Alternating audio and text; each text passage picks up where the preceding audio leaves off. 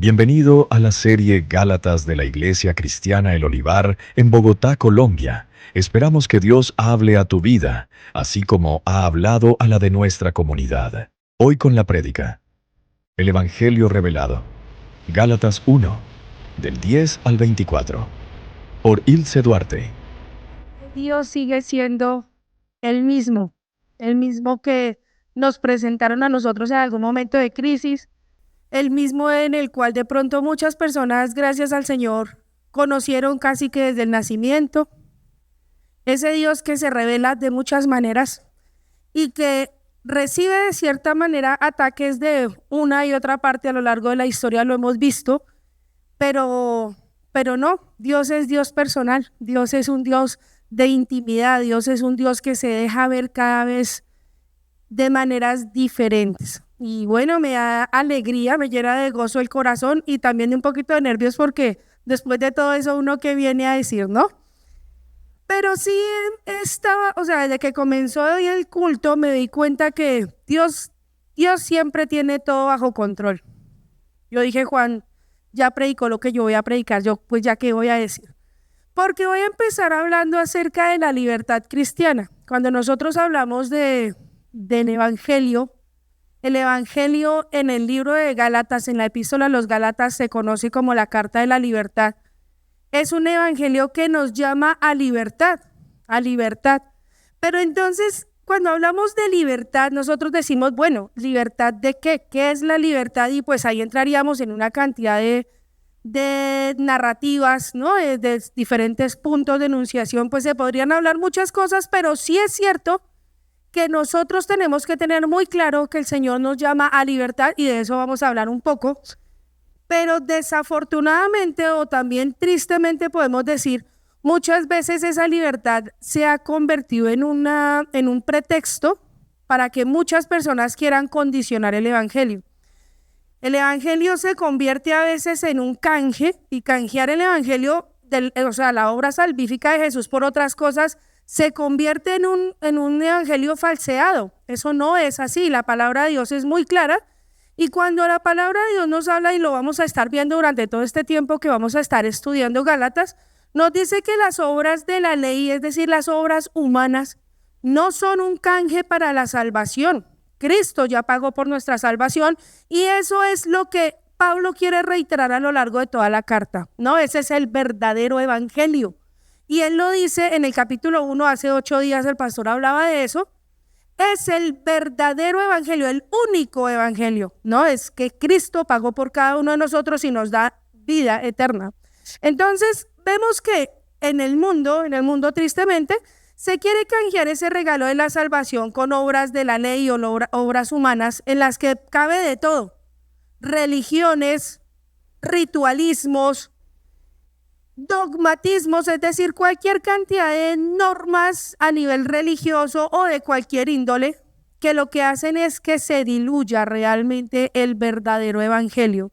Entonces, se vuelve casi como cuando en Éxodo 34 vemos a un pueblo que está conociendo a un Dios en su vida personal, un Dios que los está llevando por un desierto, un Dios que los está mostrando un camino de salvación literal de la esclavitud, y terminan cambiándolo por un becerro de oro y diciendo, este es el Señor, ¿no? Entonces, eso es lo que sucede hoy día, digamos de manera alegórica, digamos de una manera de ilustración, si se quiere, se convierte algo así. Nosotros creemos en Dios, pero hacemos una cantidad de cosas en el nombre de Dios, pero que están lejos de Dios. Entonces, Pablo comienza esta carta, capítulo 1, diciendo que el evangelio es un evangelio revelado directamente por Dios. Eso empezó el pastor hablando hace 8 días de eso. Y hoy continúo con el mismo mensaje. Entonces yo los invito a que abramos la palabra de Dios en Gálatas capítulo 1 y vamos a leer desde el versículo 10 hasta el 24. Y entonces vamos a darnos cuenta que el evangelio que se fue revelado a Pablo no proviene de hombres, no es doctrina rabínica. Pablo conocía la doctrina rabínica casi que en su totalidad, criado pues desde las escuelas más importantes rabínicas, pero no viene de allá. tampoco viene del estoicismo grecorromano, porque no viene de ahí, aunque también tiene conocimiento de la sabiduría griega, pero tampoco viene de allá el evangelio, ni tampoco de la moral farisea, ¿no? Que tanto la vemos en la Biblia, que tanto lo vemos en los evangelios, que determina muchos de los comportamientos sociales del pueblo, pero tampoco proviene de allá, ni tampoco se convierte en un manual de comportamiento social. No es un manual de cívica, si lo queremos decir de esa manera. Es un manual de libertad, ¿no? Entonces, vamos a leer allí que se convierte en la revelación profética prometida en el Antiguo Testamento y cumplida en la vida, muerte y resurrección de Jesucristo. ¿Qué significa la libertad entonces? La libertad lo vamos a ver como un testimonio, pero no de cambio de condición, como decir estos esclavos ahora ya no tienen dueño, que lo vemos en la carta a Filemón, no es así, sino lo vamos a ver realmente como un cambio de condición en el plano espiritual. El Señor nos libera a nosotros de tres cosas. El primero es el pecado, la libertad del pecado. Luego nos muestra la libertad de la muerte y por último la libertad de la ley. Esto nos va a decir que es el fundamento de nuestro evangelio, el fundamento que viene por gracia. Entonces vamos a leer el texto bíblico. Yo voy a leer en Reina Valera, ustedes pues sigan la lectura en la versión que les guste más. Dice la palabra de Dios, pues, empieza Pablo, no comienza, continúa con el texto que estábamos leyendo hace 8 días. ¿Busco ahora el favor de los hombres o el de Dios? ¿O trato de agradar a los hombres? Pues si todavía agradara a los hombres, no sería siervo de Cristo. Mas os hago saber, hermanos, que el evangelio anunciado por mí no es según hombre, pues yo ni lo recibí ni lo aprendí de hombre alguno, sino por revelación de Jesucristo. Porque ya habéis oído acerca de mi conducta en otro tiempo en el judaísmo, que perseguía sobremanera la iglesia de Dios y la asolaba. Y en el judaísmo aventajaba a muchos de mis contemporáneos en mi nación, siendo mucho más celoso de las tradiciones de mis padres. Pero cuando agradó a Dios, que me apartó desde el vientre de mi madre y me llamó por su gracia, revelar a su Hijo en mí, para que yo le predicase entre los gentiles, no consulté enseguida con carne y sangre, ni subí a Jerusalén a los que eran apóstoles antes que yo, sino que yo fui a Arabia y volví de nuevo a Damasco. Pasados después 3 años, subí a Jerusalén para ver a Pedro y permanecí con él 15 días, pero no vi ni a ningún otro de los apóstoles, sino a Jacobo, el hermano del Señor.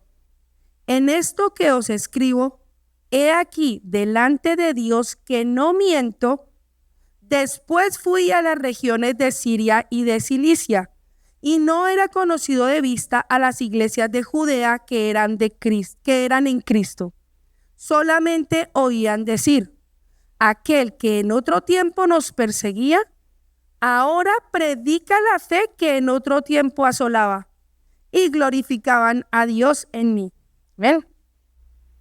Qué interesante, ¿no? Cómo empieza esta carta, porque Pablo comienza con ese amor, gracia y paz para mis hermanos en Galacia, no sé qué, pero se transforma por el camino y dice, oiga, pero ¿en qué momento ustedes cambiaron el evangelio? Bueno, eso es como muy paulino, ¿no? Esos cambios de tono. Pero entonces, lo primero que nos muestra el apóstol aquí es que es un evangelio dado por Dios. Cuando uno lee los versículos del 10 al 12, estamos allá, dice claramente que es un evangelio revelado por Dios. Es impulsado por Dios para servir. Y por lo tanto, cuando nosotros sabemos que esto viene de parte de Dios, y estoy muy segura que todos los que hoy han pasado por este lugar tienen esa certeza hoy en su corazón, entonces es lo que uno necesita, ese impulso que da Dios para querer servir. Es ese pedal que le da a uno el Señor para empezar a alinear su vida con relación al propósito que Él tiene con cada uno, aunque a veces genere resistencia en otras personas. De pronto algunos han venido a encontrarse con que en estos tiempos en que están cambiando sus dinámicas sociales y dicen, yo estoy yendo a una iglesia, empiezan ataques, empiezan burlas, empiezan prejuicios, empiezan una serie de situaciones que lo que hacen es querer bajarlos de esa emoción que Dios está dando en este momento, pero esa convicción profunda que pone el Señor nos lleva a no querer agradar a los hombres. Cuando nosotros conocemos un evangelio dado por Dios, lo primero que nos muestra es que vamos a aprender a vivir y a depender enteramente de la voluntad de Dios. No estamos sujetos a la aprobación humana, de ninguna índole. O sea, llega un punto en nuestra vida cuando conocemos el verdadero evangelio que no nos importa y no nos afecta lo que digan los demás. Yo sé en quién creo, yo sé para dónde voy. Yo tengo claro cuál es el propósito de mi vida y en ese orden de ideas empezamos a movernos. Es lo más hermoso que le puede pasar a uno. Pablo lo está diciendo allí, que ya no depende de ninguna figura, ni siquiera de los apóstoles que estaban antes que él, ni siquiera de las tradiciones que conoce al pie de la letra, porque las tradiciones rabínicas o judías Pablo las conoce perfectamente. Pero no está hablando desde allí, está hablando de un evangelio que se le revela directamente desde la persona de Jesucristo, que lo llama de voz audible y le dice, ¿por qué me persigues? Cuando el Señor nos coge, nos llama al orden, nos sienta ahí y nos dice, ¿usted para dónde está yendo? Inmediatamente nuestra vida es transformada. Se rompe ese velo que nos ha llevado a nosotros a diferentes decisiones de maneras equivocadas, de maneras impulsivas, de maneras instintivas o como sea. En todo caso, llega ese momento en que el Señor revela, y cuando Dios se revela, el hombre ya no puede revelarse. ¡Qué paradoja! Ya empieza la libertad en Cristo. Ya empezamos nosotros a cambiar nuestra condición. En 1 Corintios 7, el Señor dice claramente que si usted está esclavo, procure liberarse de eso. Y no está hablando de una esclavitud social. Está hablando de una libertad con la que fuimos llamados para cumplir un propósito eterno. Entonces, ahí nosotros nos damos cuenta que el evangelio dado por Dios es una revelación directa, pero que además trae una convicción profunda. No sé cuáles son las circunstancias en las cuales hemos conocido al Señor. Todas son tan particulares, tan individuales, tan únicas. Pero lo único cierto y ciertísimo en eso es que cuando llega el Señor a nuestra vida, la primera evidencia que hay en nuestro corazón es una paz que sobrepasa todo entendimiento. Aunque no esté entendiendo nada, aunque mi vida esté como entre una licuadora, aunque las cosas realmente no tengan un fin, ni un norte, ni absolutamente nada, lo único que yo siento es paz. Y es una paz dada por el Espíritu Santo. Por eso nosotros empezamos a entender quién es realmente Jesucristo. No es una figura colgada en una iglesia. No es una figura de Semana Santa donde vemos cualquier cantidad de películas. No, ya es el Dios presente en nuestra vida, al que nos podemos dirigir. Aunque no entendamos nada, sí sabemos que está ahí. Y es cuando nuestra vida empieza a reposar en certezas.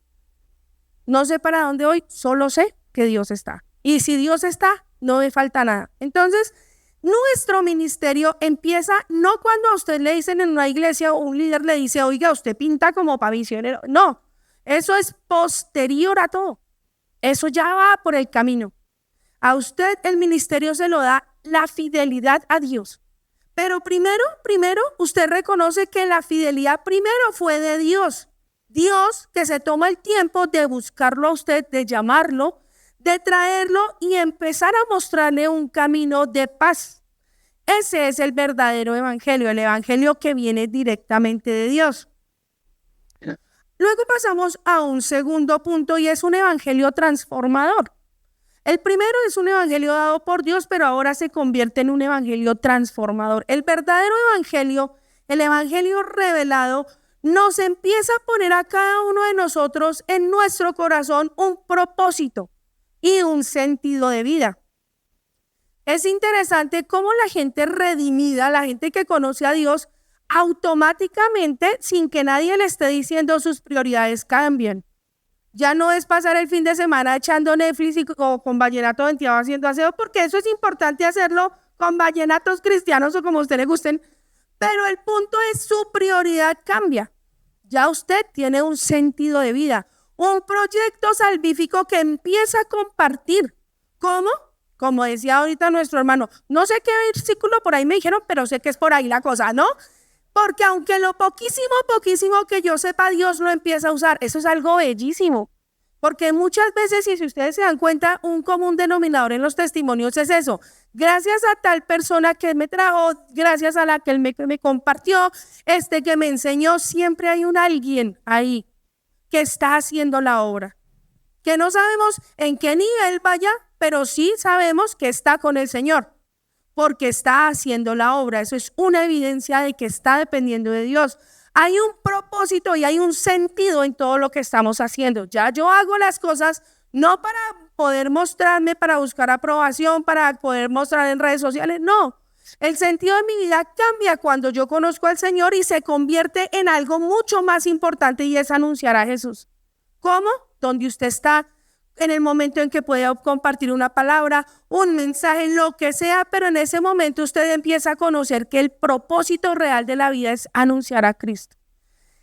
Y además, esto se vuelve tan dinámico, tan natural en la vida de una persona que está recibiendo un evangelio dado por Dios, que se universaliza, ¿no? ¿A qué me refiero con eso? La noticia liberadora de la salvación no se queda en unos pocos.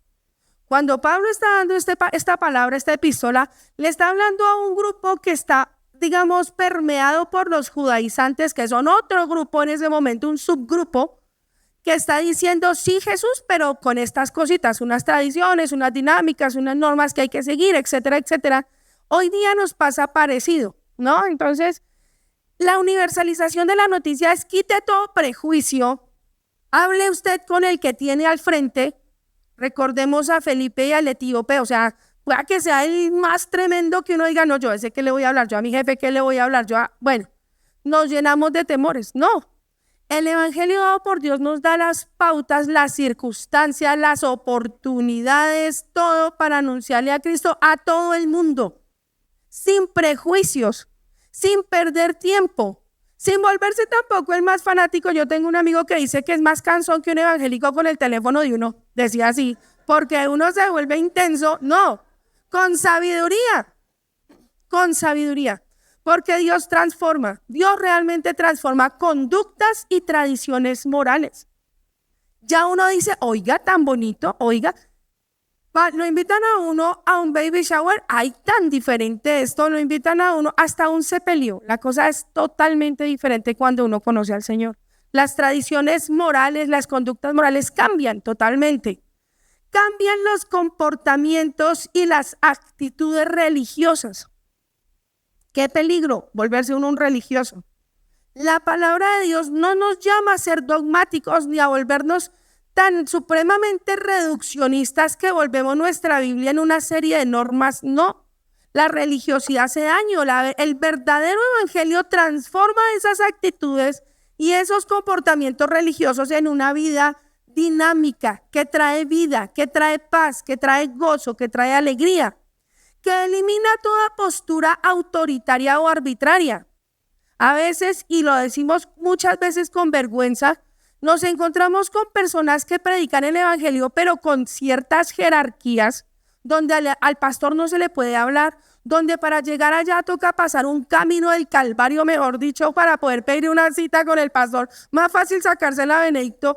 Entonces dice uno, no, o sea, no es así. La idea es que nos volvemos un grupo real, una fraternidad. Esas posturas autoritarias, opresivas, no vienen de Dios. El verdadero evangelio nos llama a nosotros a quitar toda polarización. En estos tiempos donde la polarización es como lo más, ¿no? Donde todo el mundo está en un lado o en el otro y punto final, la iglesia se convierte en un oasis de fraternidad.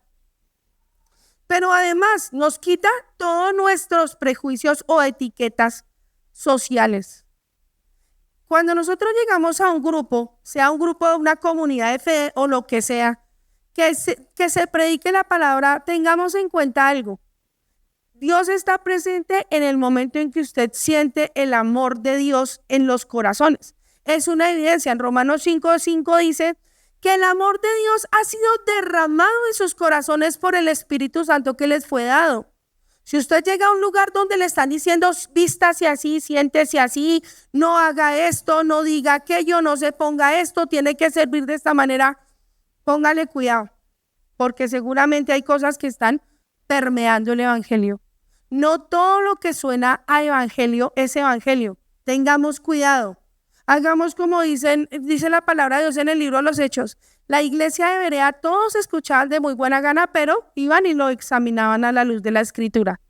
No perdamos de vista que la palabra de Dios trae vida y trae paz.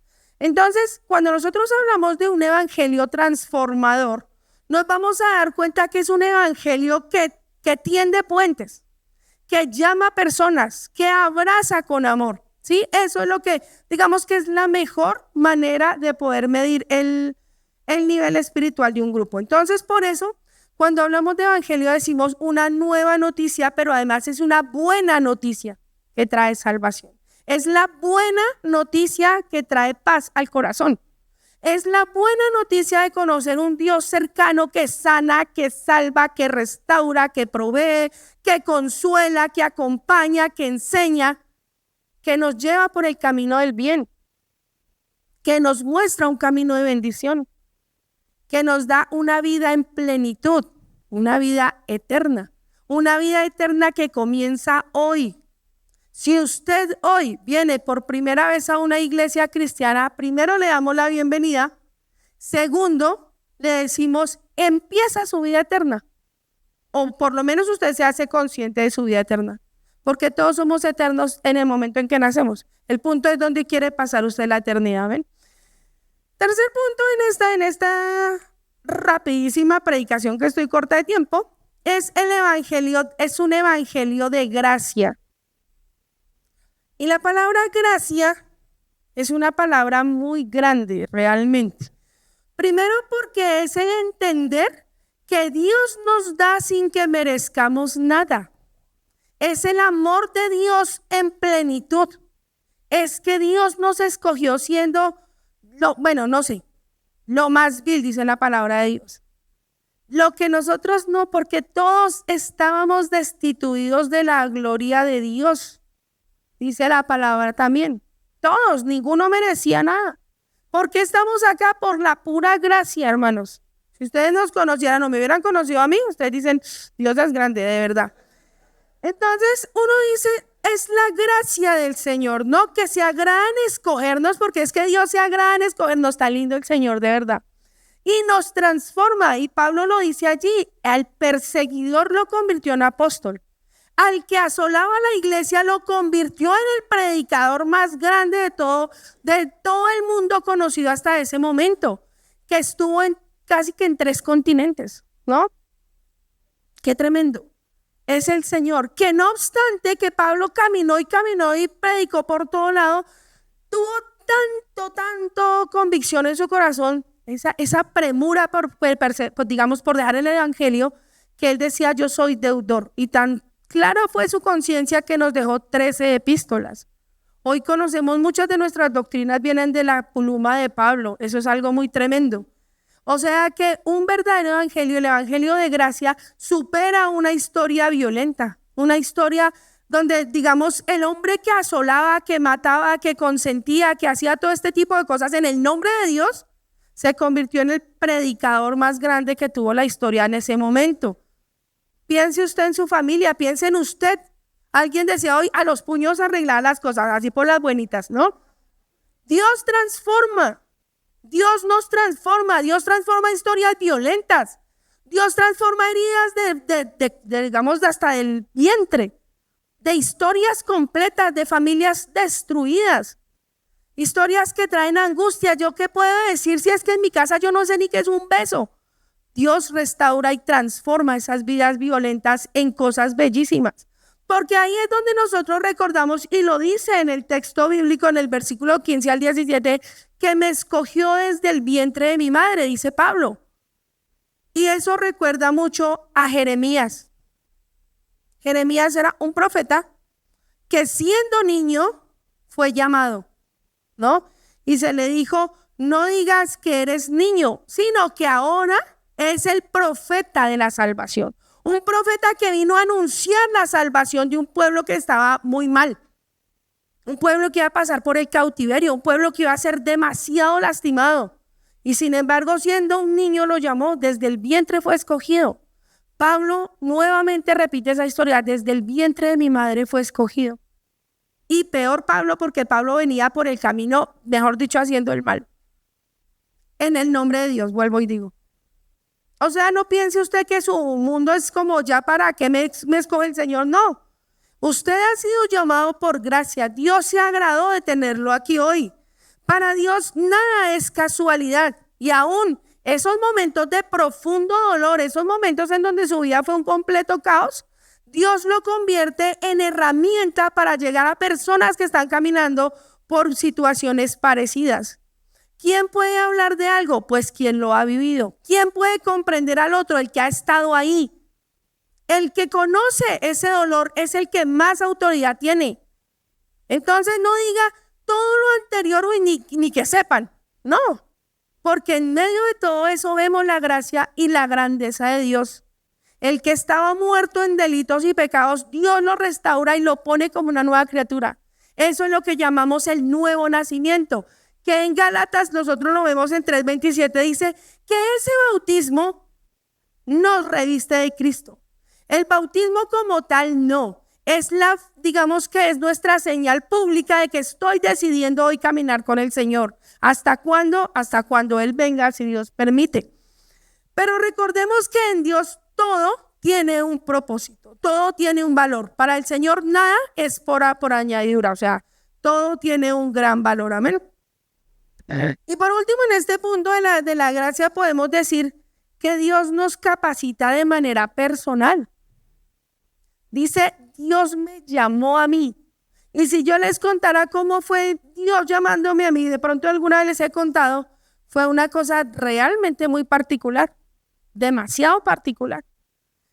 Y he escuchado muchas personas que dicen, en el momento más terrible de mi vida, Dios me llamó, Dios me salvó. Yo estaba en lo último. Alguna vez escuchaba yo a un profe cuando estudiaba teología y decía, la única manera que Dios tenía para salvar a esa persona que iba en el carro, porque él tuvo un accidente, digo, la única manera era que se hubiera estrellado con unos cristianos y era el profe que me estaba enseñando a mí.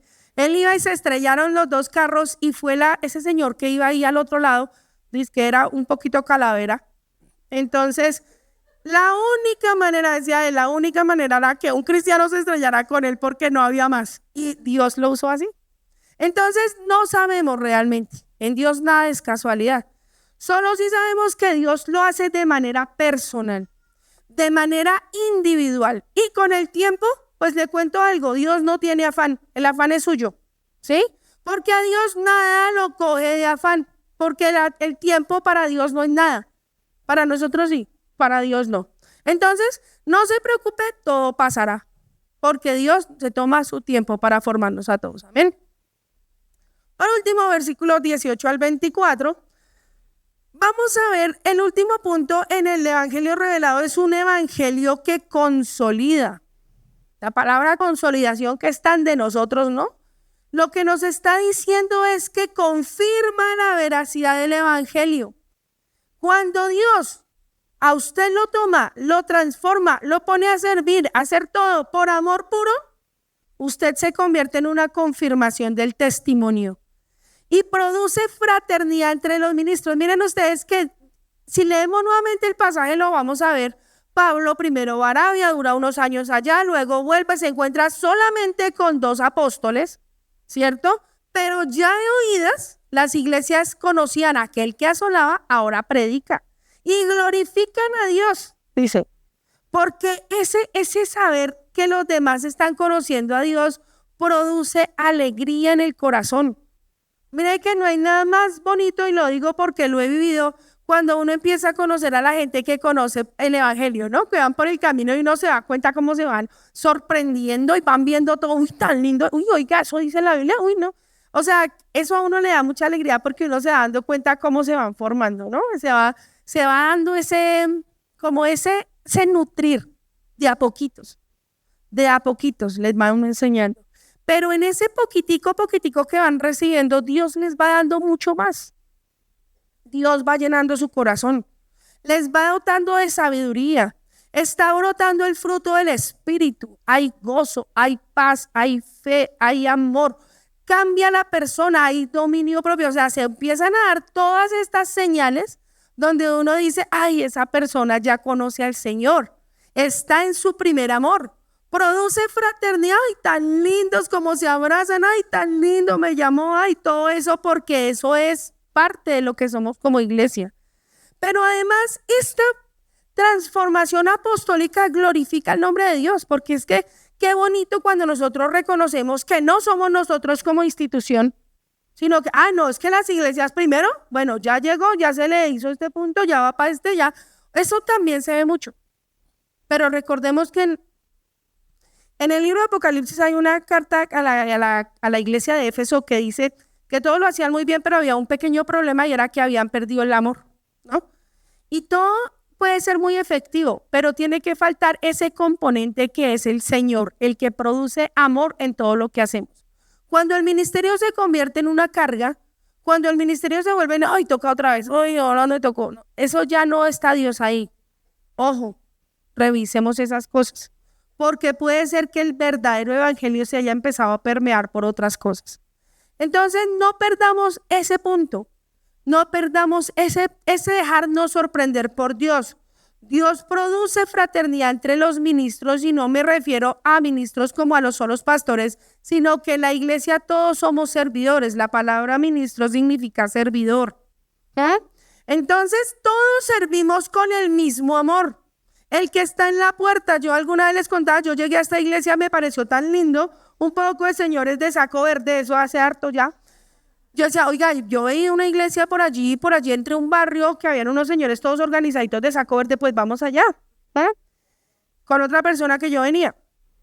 Y así llegué, yo dije, vea, esta iglesia es como organizada. Bueno, en fin, ese es otro cuento. Pero en fin, el punto es, todos somos servidores. Lo importante es ahí recibimos ese amor de Dios, hay fraternidad entre los ministros, entre los hermanos. Y la misión se cumple en la iglesia, dentro de la iglesia, pero dependiendo de Dios. Nunca olvidemos eso. No estamos bajo una autoridad institucional únicamente, eso hace parte de todo esto, pero nunca perdamos de vista que dependemos enteramente de Dios. No porque usted esté aquí sentado, usted ya tiene todo, le falta orar, le falta estar en la presencia de Dios, le falta ir a hacer la obra de Dios, le faltan muchas cosas que es usted en la intimidad con Dios. Y la iglesia obviamente está para apoyar. Obviamente la iglesia nos ayuda, nos congrega, nos une, nos llena de fuego del amor de Dios, pero no podemos olvidar que la parte individual es realmente muy importante. Entonces, el verdadero evangelio, el evangelio que es revelado, nos lleva a servir con convicción. Si hay algo que puedo dejar de este mensaje hoy es servir con convicción. Si usted no está seguro, espere un poquito, siéntese un poquito, ¿sí? Busque la intimidad con Dios y empiece. Cuando usted tiene esa convicción, lo va a hacer de manera natural. Servir con convicción también nos va a llevar a adorar con el corazón. Adorar al Señor es algo que realmente plenifica nuestra alma, nuestro corazón. Nos llena de esa dosis de amor profundo en el cual nosotros no perdemos realmente lo que tenemos que hacer. Si nosotros vivimos una vida de adoración, no es solamente cantar, sino una vida entera consecuente con el evangelio que predicamos, usted tenga la seguridad, hermano, no va a salirse del camino. Usted va a permanecer fiel. El verdadero evangelio, el evangelio revelado, lo lleva a usted a permanecer fiel sin importar las circunstancias. Reconocer el proyecto salvífico de Dios en todos los caminos. ¿Dónde se encuentra usted hoy trabajando, estudiando? ¿Dónde pasa su día? ¿Con quién se encuentra? Ahí hay un proyecto salvífico porque mientras hayan personas que no conocen al Señor, todavía tenemos tarea por hacer. Y ser autónomo quiere decir tome la iniciativa, sea sabio, sea estratégico en esta predicación. No estamos hablando de desobediencia. No, es que yo me mando solo. No, usted no se manda solo. Usted tiene al Señor como cabeza y además en la iglesia usted debe ser parte importante, debe estar allí porque Él es el lugar donde usted puede rendir cuentas de manera adecuada. Si usted tiene dudas con eso, léase el libro de los Hechos. Ahí nos muestra cómo los apóstoles rendían cuentas, cómo las iglesias dan cuentas también. Ser consecuente con el evangelio, porque nosotros solos no podemos. Es siempre el Señor el que nos lleva a proclamar esa obra redentora. ¿Qué hacemos nosotros? Proclamamos la obra redentora de Dios. ¿Cómo lo hacemos? A través de nuestra vida. Usted no tiene que volverse el que predica en todo momento, no. Su palabra hace una parte, pero su testimonio hace una gran parte. Usted predica en el momento en que se machuca, ¿sí? ¿Cómo reacciona usted a ese machucón? Usted predica el día que una persona está usted subiéndose a otra milenio y le saltó por encima, le tiró un bolso y usted quedó ahí parado. Ahí usted está predicando. ¿Cómo reacciona? ¿Cómo reacciona frente a las crisis? ¿Cómo reacciona frente a los momentos de mucha felicidad? Frente a los triunfos. La verdadera prueba se dan los triunfos muchas veces. Por último, el evangelio revelado nos lleva siempre a mantener esa libertad con la que fuimos llamados. Cuando a usted lo llaman a hacer una serie de cosas, piénselo, ya no está en libertad. Cuando a usted le omiten sus cosas, lo anulan para hacer cosas, le mutilan un ministerio, no está en libertad. El evangelio revelado por Dios es el que trae amor, gozo, paz, pero también lo deja desarrollarse, porque realmente, como dice Pablo también en esta carta y más adelante lo vamos a ver, ya no vivo yo, sino que viva Cristo en nosotros. Y ese es un ideal grande, una meta grandísima, pero en todo lo que somos, en todo lo que hacemos, en todo lo que hablamos, en todo lo que pensamos, realmente que nuestro ideal sea mantenernos dentro de la mano de Dios. Eso es revelación profética. Usted está dado para grandes cosas. Usted viene hoy con una intencionalidad. Y si hoy viene por primera vez, de verdad, le doy las gracias al Señor por esa oportunidad. Y también lo invito a que piense un poquito todo lo que ha sido su vida hasta hoy. De manera consecuente, tome decisiones. El Señor le está dando la oportunidad de conocer una nueva vida, una vida en victoria, una vida donde se transforman realidades. Las realidades en el Señor se cambian de un momento para otro. Uno ve la gloria de Dios de una manera impresionante, como alguien decía hoy, pedí que ya no tomara pastillas y ya no tomé pastillas, al otro día me dijeron. Eso pasa en la vida cristiana. Nosotros vemos la gloria de Dios de maneras tan inmediatas y también a veces de maneras tan dilatadas que decimos cuándo será esto, pero es parte del proceso. Entonces yo los invito a que cerremos nuestros ojos y vamos a pensar en esa libertad cristiana que, aunque tiene repercusiones en nuestro plano social, tiene más implicaciones a nivel interno. Esa libertad del pecado, esa libertad de la muerte, esa libertad con la cual el Señor nos hace libres para no estar bajo ningún yugo de la ley, es esa libertad que pone una paz interior que sobrepasa cualquier cosa. Ninguna filosofía estoica, ningún motivacional de estos tiempos, ninguna cápsula de esas que nos dan ahora para mantener en empoderamiento es suficiente. Solo la libertad que el Señor nos da. Y esa libertad que Dios nos da como cristianos se convierte en un estilo de vida. Por eso, a veces yo recuerdo una amiga que decía, oigan, esta iglesia hasta cantan no sé qué canción, y me echó un chiste así como muy, porque ella venía de una iglesia donde no hacían muchas de las cosas que hacemos acá, que algún día lo verán. Pero es libertad, ¿no? Es el Señor obrando en nuestra vida. Señor, te damos gracias por todo lo que tú haces en nuestra vida, Señor. Porque tú eres bueno y poderoso. Porque tu misericordia nos alcanzó. Porque es este ministerio, Señor, que nos has dado por pura gracia, la que nos hace ver, Señor, que tú eres un Dios vivo y real y cercano, Señor. Ese Dios que nos muestra el camino de la salvación, que nos quita todo pecado en este momento por gracia y nos dice, tú eres mi Hijo amado, en quien yo me complazco. Tú eres ese Dios que nos ha sacado de muerte a vida, Señor, y nos lleva por un camino diferente, con sentido, con propósito, con un fin eterno. Señor, tú eres fiel. Señor, tú eres bueno. Tú eres un Dios que da vida y esperanza. Hoy ponemos delante de ti nuestra vida, Señor. Nuestra vida presente, Señor. Las obras que hacemos a cada día. Y te pedimos perdón si de pronto nos hemos dejado contaminar de religiosidad, de ritualismo, de dogmatismo, Señor. Si queremos que los demás hagan como yo hago, Señor, de manera autoritaria, Padre, perdónanos. Ayúdanos a entender que el pueblo de Dios es plural, diverso, Señor. Que se predica, que se alaba, que se canta, que se muestra el amor de tantas maneras como culturas hay. Dios mío, tú eres el Dios que da esperanza en medio de las crisis. Tú eres el Dios que nutre nuestro corazón cuando nos sentimos desalentados y desanimados. Tú eres ese Dios que trae milagros inmediatos, Señor. Que nos muestras cómo tu poder se perfecciona en nuestras debilidades también. Te damos gracias por la oportunidad que nos das de estar aquí hoy, Señor, porque reconocemos que tú eres bueno, que tu misericordia, Señor, nos alcanzó en el momento que necesitábamos. No era antes ni después, Señor, sino en el momento en que necesitábamos conocerte. Y a ti te damos toda la gloria y te pedimos, Señor, en el nombre de Jesús, que tú puedas ser el que lleva, Señor, nuestro corazón hacia otros niveles.